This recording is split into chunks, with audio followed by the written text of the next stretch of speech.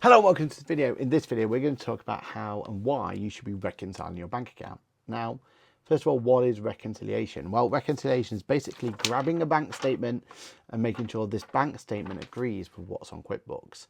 That's super important, right? If you can make sure your bank account's right and agrees to what is actually in your bank account and QuickBooks agrees to the other, you're going to be in a good place. And that's what this video is all about. So strap yourself in, get rolling that BT, and let's go straight into figuring out exactly how to reconcile your bank account.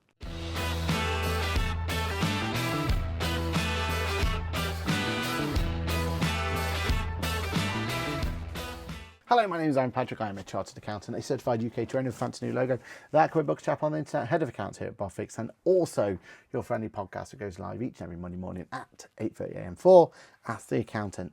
Now, in today's video, we're going to straight into it because we need to figure out exactly how to reconcile a bank. It's by far one of the most important things to do. If you've got a VAT return to complete, if you've got a set of accounts to do, if you've got a tax return to do, whatever it is you're trying to do on QuickBooks, one of the first things you should realize is how and why your bank needs to be reconciled. So first and foremost, let's jump straight into a QuickBooks license and let's figure out what we mean by reconciliation. So this screen in front of me now, as you can see from here, you can see that straight away I'm being told about my bank statements just down here. And all my bank accounts have been connected. Now this is a terrible example because this is a tester account, but every one of these two figures here should realistically be the same. If I am saying in QuickBooks that I have £181.82 and I've got £211.82 in my bank account here, then they should be exactly the same. There shouldn't be a difference between the two of them. So what do I need to do about that? Well, first of all, make sure your bank account is actually connected. That's always going to be a really good way of doing it. Make sure that the last updated is pretty close to bang on today.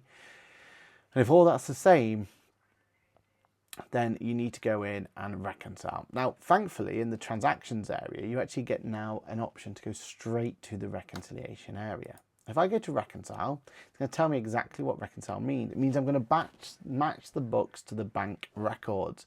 So it's going to see if there's any holes, get things tidy, get everything up to do. Let's get started on that one. It's also going to tell me how to reconcile that pro, which is exactly what this video is going to do, because we're going to make sure this bank statement here agrees to what's there. So let's get reconciled. Now the screen in front of me now is going to tell me a lot of things. First of all, what bank account am I looking to reconcile? So I can drop this down and I can pick any type of bank account I want, even other things other than bank accounts. It's also going to tell me what the beginning balance. So the last time that I reconciled, what was the balance that was shown on this piece of paper here, that bank statement? And now it's going to tell me what I want to bank reconcile to. Now, per my bank statement, I should have £181.82. Then I can put the date in. I'm just going to put today's date in for now, but really you should be putting in the date that's on this bank statement. Start reconciling. Now this next screen is going to tell me a lot of information, really important information. For example, what's my statement ending balance? Again, per here. What was that beginning balance? Again, per the last one of these. Now, what it's done is it's gone through and it's ticked automatically the items it believes are 100% certain that they're going to be correct. And that's because they've got these green blobs next to it. If I scroll to the bottom, you'll notice these items here don't have any green blobs. Now, the reason that these have green blobs and they don't, well, these top ones are all coming from items that QuickBooks can be confident in. QuickBooks is confident that these green blobs, because they've been created from things like your bank feed and items like that, are going to be correct. But it's not automatically ticked anything below because it's gone, well, it didn't create them ones, doesn't know what those ones are. Why would we, or how could we even go ahead and agree with them? And at the moment what it's done is it's had 76 payments that it's ticked, 16 deposits that it's ticked, giving me a cleared balance of this, which doesn't agree with here, leaving me a difference of £52.19. So what do I do about that? Well, first and foremost, have a look at the ones that aren't ticked and see if they've got anything to do with them. If they have, you can bring them in. But ultimately, the best way to do this is to untick everything by using this little button here, and untick everything from 0 and go through the bank statement, and every time a transaction appears, tick them. Every time you tick them, it will start building this, and your difference is going to move accordingly. Now in this case, I know exactly what the difference is. So I can cheat this one a little bit and say that it ticked everything. And I can go through and I can tick these last 3 items. It's going to give me an opportunity to have a difference of 0. But that's not the end of this conversation, because actually there is a transfer at the bottom for £30. This, though, is an item that hasn't yet gone through my bank account. And in some circumstances, that can be absolutely correct. For example, it says there the 16th of the 1st, 2024. What if this was for the 15th of the 1st, 2024, or for the 16th of the 1st, 2024, but it hasn't yet gone through the bank account? Because actually that happens from time to time. From time to time, you're not going to be able to go through and reconcile every transaction. These are called timing differences. And if you do have a timing difference, all you do is you don't tick it, like I'm not going to do now. I'm not going to tick that £30. I'll press finish now because I've got a 0 bank difference. So I'm happy that everything's okay. So I press finish now. And then what you'll notice is when I come to the next time I want to reconcile,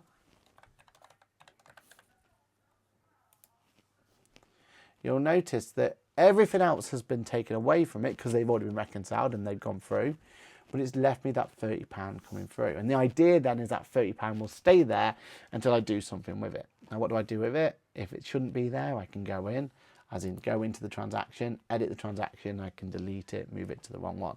What tends to happen is that that transaction should be there, so I can go in and edit it, but I've just posted it to the wrong bank account. I shouldn't have gone from this tied account, and I should have gone to one of the other ones instead. And if it was an expense, I could go to the top and change where it is and move it from there.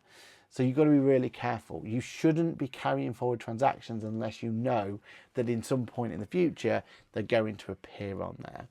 It's the most important part about here. But what does this screen now tell me? Well, I've reconciled through to the 13th of the 7th, 2024, today's date in this case. My beginning balance. So next time I do my bank reconciliation, it's going to be £181.82. If I go to my history by account, I can see what I've done to this one. At the moment, I've just done one reconciliation. View the report if I want to, and it's going to tell me a bit of information that I should be aware of. Like, for example, we had £181.82, but we have an uncleared transaction of £30. But all of these items have cleared. So these ones I'm confident with and they should be there. This one I'm not so confident with. Also on the history by account, something I'd highly recommend you do, if I go back to history by account again, is I can attach the bank statement over there. So get a digital copy of this or grab a copy that you've already got and attach it to there. That's your way of proving that these items should be there in the first place, and you can bring them in. Also on this page is a very important page called the summary, because here it's going to tell you every bank account that you've got and the last date that you reconciled to. So for example, in my case, I should be really wary of any of these ones down the bottom here. They're all reconciled back to multiple years in the past.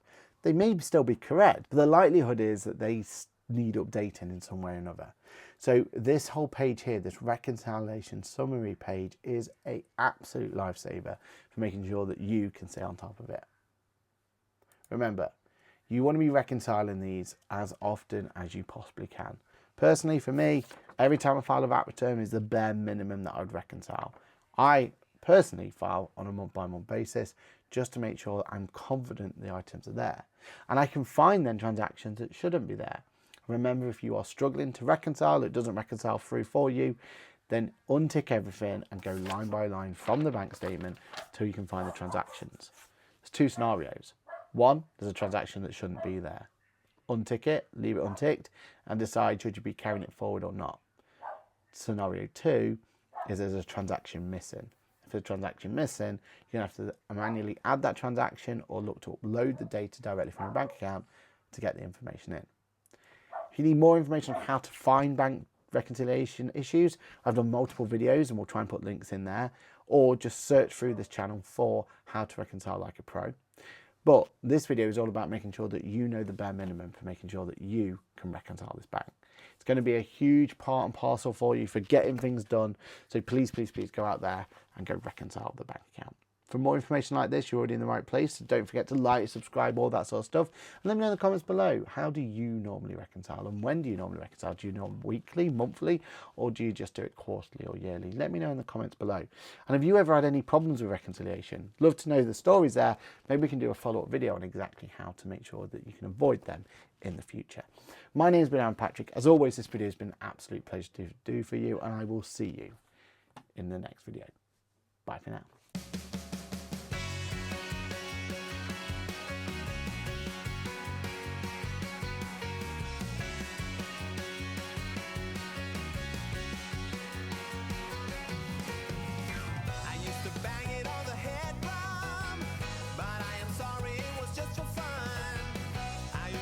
Hello and welcome to this new series. Hello and welcome to this video. Hello and welcome to this video. Hello and welcome to this video. Hello and welcome to this video. Hello and welcome to this video.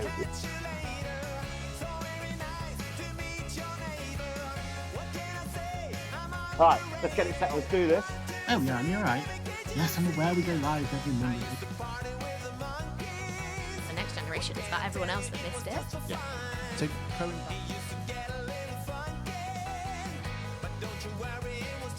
All right, you've told us what you love about the industry, but what would you change about the industry? Where do I start?